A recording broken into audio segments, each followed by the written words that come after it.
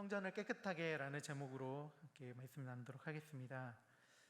오늘 우리가 함께 읽은 이 마가복음 11장 15절에서 18절 말씀은 예수님의 사복음서에서 나온 대표적인 예수님의 행적 중에 하나인 성전 정화 사건을 다루고 있습니다. 이 사건이 일어난 시점은 예수님께서 유월절 명절을 보내기 위해 제자들과 함께 예루살렘으로 오시고 난 직후 일어난 예루살렘에서 있었던 예수님의 첫 사역이었습니다. 그리고 이 사건은 마가복음, 오늘 읽은 마가복음뿐만 아니라 다른 세 개의 복음서 마태, 누가, 요한복음에서도 공통적으로 언급하고 있습니다. 이처럼 예수님의 이 행적을 네 개의 복음서에서 공통으로 다루고 있다는 것은 이 사건을 곁에서 보았고 또 복음서를 썼던 이 복음서 기자들에게 있어서도 이 사건이 무척 중요하고 놀라운 일이었다는 것을 의미할 겁니다. 오늘 성전 정화 사건의 이야기의 개요는 무척이나 간단합니다. 예수님께서 예루살렘으로 입성하시고 성전으로 향하여 가십니다. 예수님께서 언제 성전으로 입성하시고 난 뒤에 언제 성전으로 향해 가셨는지 마태, 누가, 요한복음은 명확하게 기록되어 있지는 않습니다. 오직 오늘 함께 읽었던 마가복음만이 예수님께서 하루를 보내시고 성전으로 들어가셨다라고 적고 있습니다. 예수님께서 성전에 이렇게 들어가셔서 성전 안에서 매매하는 자들을 내쫓고 돈 바꾸는 자들과 비둘기 파는 자들의 자리를 엎으셨다라고 쓰고 있습니다. 그리고 그들을 향해서 그들이 성전을 강도의 소굴로 만들었다며 책망하시고 있는 것을 우리는 볼 수 있습니다. 이 내용 자체가 이 사건의 대략적인 내용입니다. 그렇다면 예수님께서는 무슨 이유로 예루살렘에 들어가신 후 성전에서 사람들에게 이런 일들을 하셨을까요? 그러기 위해서는 우리는 먼저 성전이라는 것들에 대한 생각을 먼저 해봐야 합니다. 먼저 성전은 어떤 곳일까요? 이 당시 이스라엘에 그리고 유대인들에게 있어서 성전은 어떤 기능을 하는 곳이었을까요? 성전은 이제 겉으로 드러났을 때 기본적으로 이제 안에 있는 영적인 의미와 이런 것들을 배제하고 겉으로 드러나는 것들을 바라봤을 때 기본적으로 사람과 물질이 모이는 곳이었습니다. 이 사람이 모인다는 것은 이 성전은 유대인들에게 있어서 하나님이 거하시는 곳, 하나님 앞에 나아갈 수 있는 유일한 장소로서 그들은 하나님을 경배하기 위하여 또는 자신의 죄를 용서받기 위하여 사람들은 이 성전으로 가서 하나님께 제사를 드릴 수밖에 없었습니다. 그래서 수많은 사람들, 특히나 이런 명절이 아닐 때에도 수많은 사람들이 이 성전에 드나들면서 하나님 앞에 제사를 드리고 그리고 이런 일들을 하는 것들을 했기 때문에 이 성전에는 한순간도 그치지 않고 사람들이 늘 넘쳤습니다. 그리고 특히나 예수님께서 오늘 읽었던 말씀의 배경이 되었던 이 유월절이나 이런 명절이 되면 전국 각처에서 수많은 사람들이 이 성전을 향해서 몰려들었기 때문에 이때에는 이 예루살렘 지역이 무척 복잡하고 그런 상태에 놓여있게 되는 것을 알 수 있습니다. 이렇게 사람들이 모여들었다라는 것은 당연히 그곳 가운데 성전뿐만 아니라 성전이 위치해 있었던 예루살렘에도 물질, 돈이라는 것이 모일 수밖에 없는 구조를 가지고 있었습니다.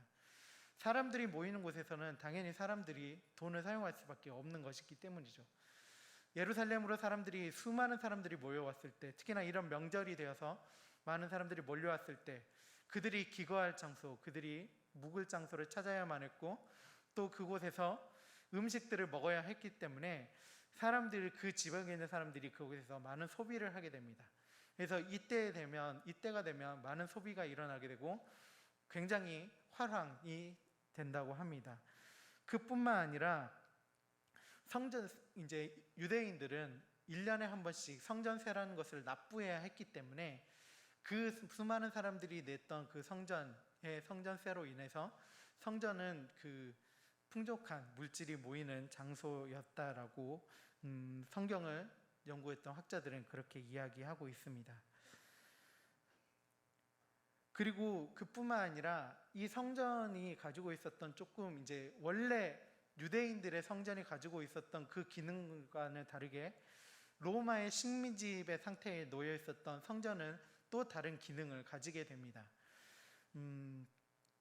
그것은 그 당시에 로마가 지배했던 이 사람들을 통해서 이스라엘의 최고의 통치 기구로서 성전이 인정을 받았다는 것을 우리는 말씀을 통해서 군데군데 찾을 수 있는데요.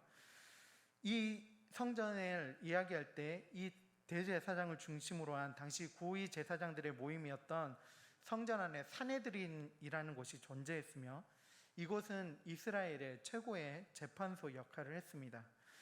그래서 복음서 후반부에 보면 예수님께서 빌라도에게 잡혀가서 재판을 받기 전에 대제사장들과 다른 많은 고위 관직에 가지고 있었던 유대인들에 의해서 먼저 한 번 재판을 받는 것들을 우리는 볼 수 있습니다. 그때 받았던 그 재판 자리가 산헤드린이었고 그곳에서 그들은 유대인들에게 이제 재판을 가벼운 재판이라든지 이런 것 잘잘못을 따지는 그리고 최고의 통치 권력기구로서 역할을 했습니다. 그런데 예수님께 향해 쓰는 그 최고의 권력기관은 불행하게도 후에는 종교재판, 예수님을 향해 그들의 권력을 유지하는 그런 어떤 알량한 도구로서 잘못 사용되는 것들을 또한 우리는 볼 수 있었습니다.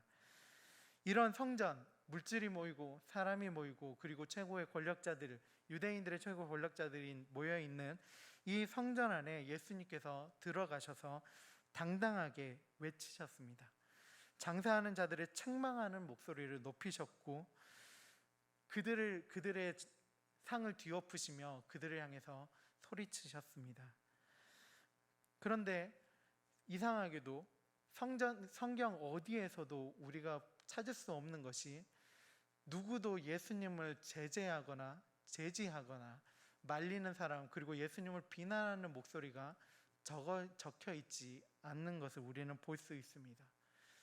물론 예수님의 제자들이 그리고 성경을 기록했던 다른 사람들이 예수님의 그 이야기들을 빼놓고 있을 수도 있겠다라고 생각할 수도 있지만 네 개의 복음서에서 동시에 예수님에 대한 이야기, 비난의 이야기가 전혀 나오지 않았다라는 것은 어느 정도 사람들에게 그 예수님의 비난, 예수님의 책망이 공감대를 형성하고 있었다라는 것을 우리는 볼 수 있습니다.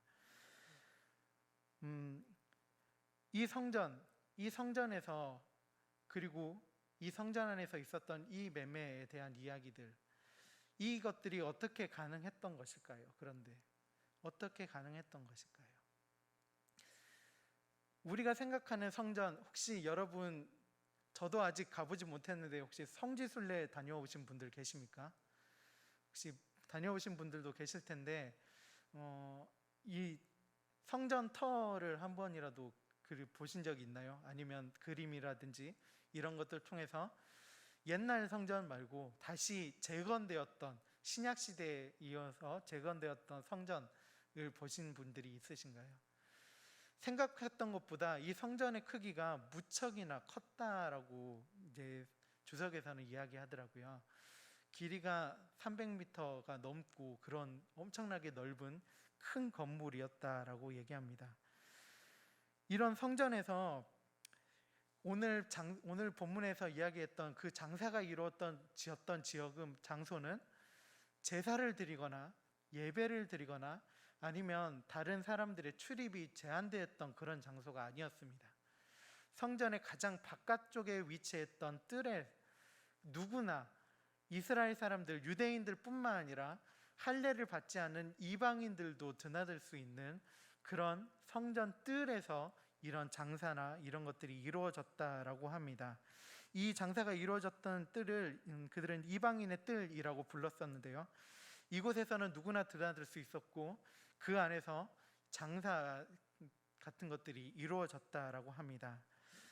이 성전 바깥뜰에서 왜 이런 장사나 돈 바꾸는 일들이 성행했었냐면 이것들이 필요했기 때문입니다.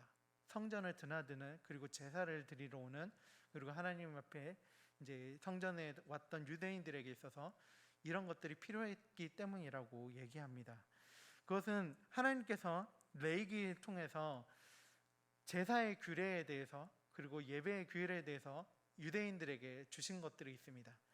번제나 속죄제, 속건제 이런 것들을 통해서 동물을 제사를 드림을 통해 모든 죄를 용서받고 그 가운데 하나님께 영광을 돌리는 그런 것들을 규례들을 유대인들에게 허락해 주셨습니다. 그런데 생각을 해보면 조금 예루살렘이라는 이 성전이 위치한 지역 말고 조금 먼 지역에 사는 사람들이나 목축이나 이런 것들을 하지 않는 사람들은 그 양이나 염소 이런 것들을 드릴 수가 없는 상황에 놓여 있을지 모릅니다.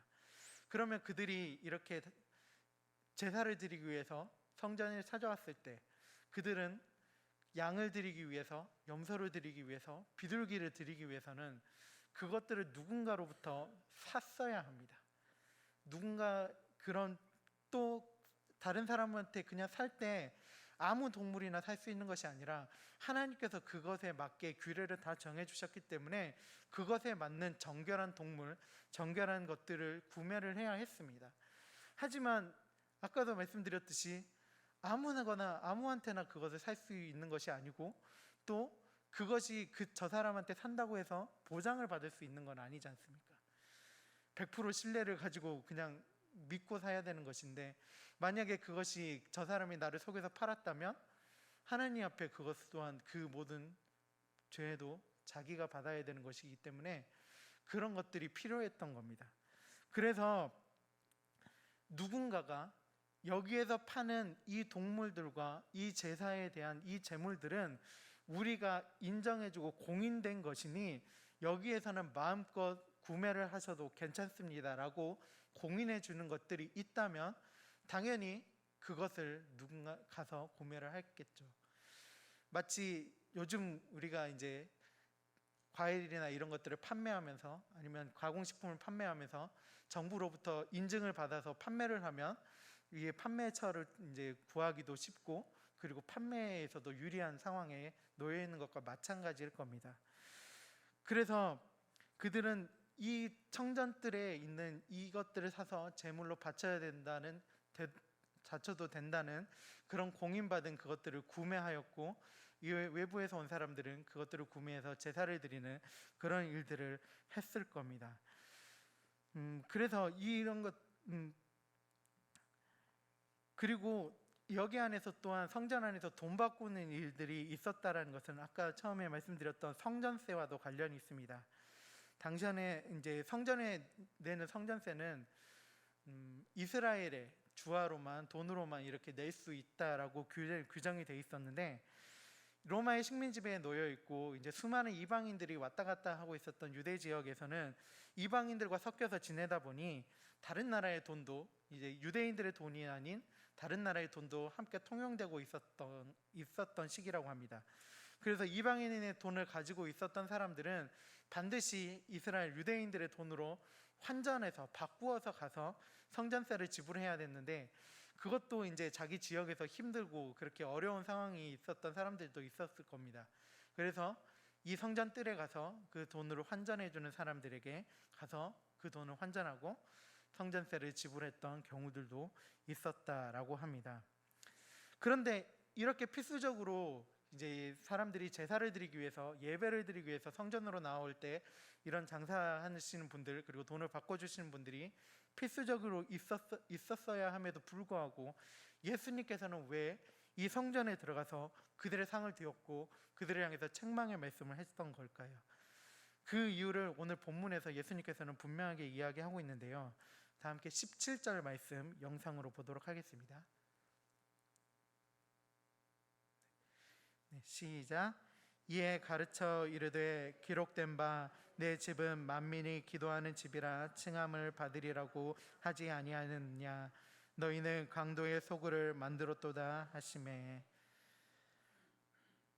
하나님의 성전은 만민이 기도하는 집이어야 되어야 하는데 하나님 앞에 나와 제사를 드리고 예배를 드리는 장소여야 하는데 누군가는 그런 사람들 그런 성전을 강도의 소굴로 만들었다라고 책망을 하고 있는 것입니다.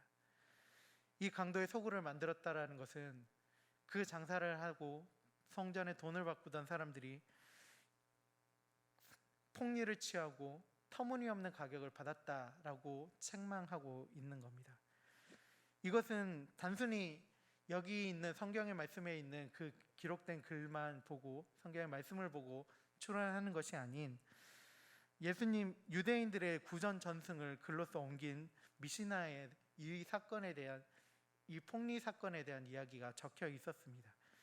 정상 가격의 몇 배에 되는 가격으로 비둘기를 판매하게 돼서 사람들이 이제 부담스러워서 그 비둘기를 사기가 어려운 상황, 그런 상황에 놓여 있었던 사건도 있었다라고 미시나에서는 기록되고 있는데요. 이런 장사꾼들에 의한 착취, 그리고 장사꾼들에 의한 폭리에 의한 상황을 보시고 예수님께서 거기 가운데 가서 그들의 상을 둘러엎으시며 그들을 책망하셨을 때 주위에 함께 있던 사람들은, 그들은 분명히 자신들의 잘못을 알았고 다른 사람들은 그 장사꾼들이 하고 있었던 잘못을 알았기 때문에 예수님을 책망하거나 말리는 사람들이 없었던 것입니다. 그런데 여러분, 예수님께서 단순히 오늘 말씀에서 이 장사꾼들을 향해서만 이렇게 책망의 말씀을 하고 계신 것일까요? 이 장사꾼들이 성전의 바깥들에서 장사를 하는데 폭리를 취하고 잘못된 행위를 했을 때 이들이 과연 자신들의 힘만으로 이 일들을 행할 수 있었던 것일까요? 누군가 그들의 잘못을 눈감아주고 그들의 상황들에 대해서 뒤에서 뒷돈을 받거나 이런 상황들이 혹시는 있지는 않았을까요? 그 성전의 관리는 누가 하는 것일까요?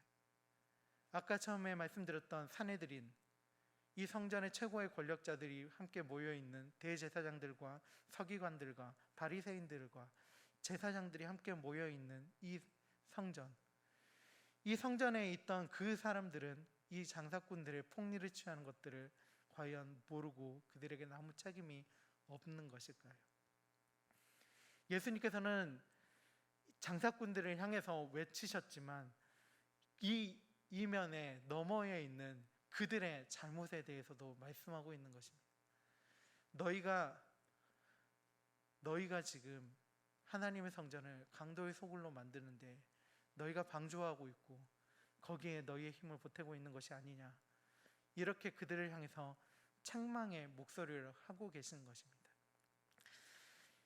이런 상황에서 왜 예수님께서 그들을 향해서 책망하셨느냐라고 이렇게 이야기할 수 있는 것은 18절에서 대제사장들이 예수님을 향해서 보이셨던 반응 때문에 그렇습니다.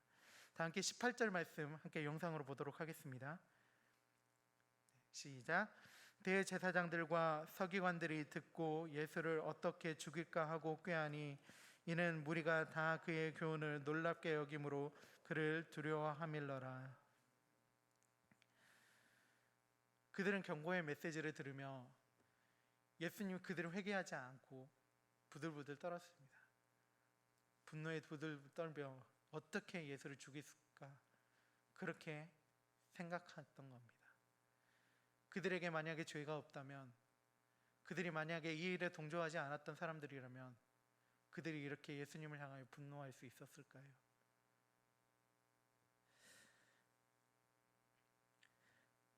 예수님께서 예루살렘에 입성하시며 사람들에게 종려나무가지를 흔드는 그런 환영을 받으셨습니다. 하지만 오전에 저희가 함께 예배를 드리며 설교를 들을 때 예루살렘 안에는 약 200만 명의 사람들이 살고 있다라고 말씀하셨고, 그 수많은 사람들이 모두 다 예수님이 예루살렘에 들어온 것을 반겼을까요? 아마도 일부의 사람들이 예수님을 환영하고 반겼을지 모르지만 대다수는 그냥 모른 척 무심하게, 아니면 대제사장들이나 고위 권력층들은 어딘가 모르게 견제하는 것들도 있었을지 모릅니다.